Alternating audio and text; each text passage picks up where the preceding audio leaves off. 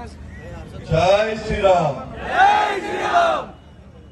ఈరోజు ఎవరో మనం ర్యాలీ చేసుకుంటూ వచ్చినప్పుడు బస్సులో పోతా ఉంటే వాళ్ళు అనుకుంటున్నారంట కుంభమేళ ఉత్తరప్రదేశ్ లో కదా, కానీ కుంభమేళ జనాలందరూ ఈడ కనపడతానని.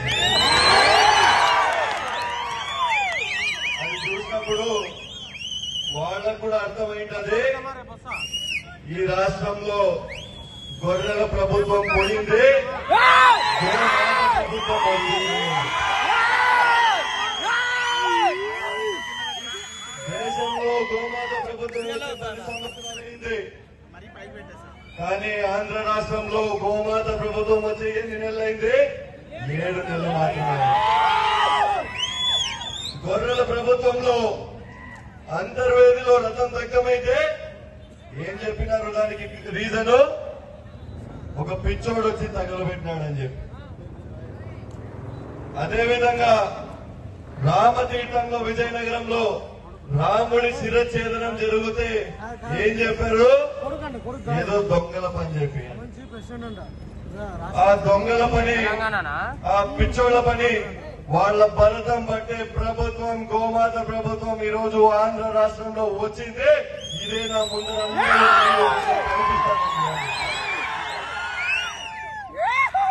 ఈరోజు చికోటి ప్రవీణ్ వస్తూ ఉంటే చాలా మంది అనుకుంటున్నారట, ఏంది ఈ జనాలు చూస్తే మన సినిమా హీరో వచ్చినాడా గుంతకల్కి అని చెప్పి. వచ్చింది సినిమా హీరో కాదు, ప్రవీణ్.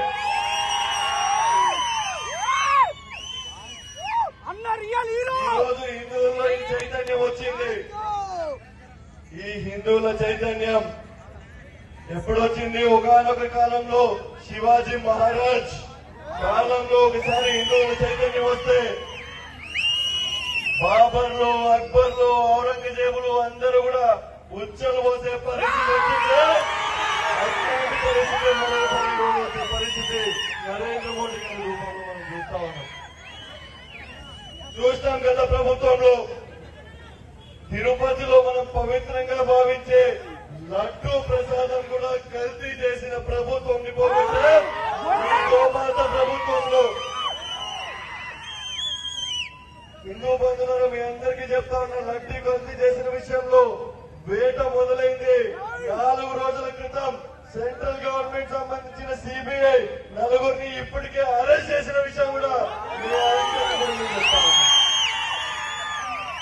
టీటీడీలో కూడా అన్య మతస్థులు చాలా మంది పనిచేసేవాళ్ళు. మనం ఎంతో గౌరవంతో మోకాళ్ల పైన కొండెక్కి వెంకటేశ్వర స్వామిని చూసేకపోతే చెప్పులు వేసుకొని గుడ్ల దగ్గర శిలువ వేసుకొని తిరిగిన ఉద్యోగుల్ని ఏరివేత మొదలైంది ఈ కూటమి ప్రభుత్వంలో. ఇప్పటికే 18 మంది అన్య మతస్థుల్ని టీటీడీ నుంచి భారత ప్రభుత్వం ఈ రోజు మన రాష్ట్రంలో మనం చూస్తా ఉన్నాం మిత్రులారా.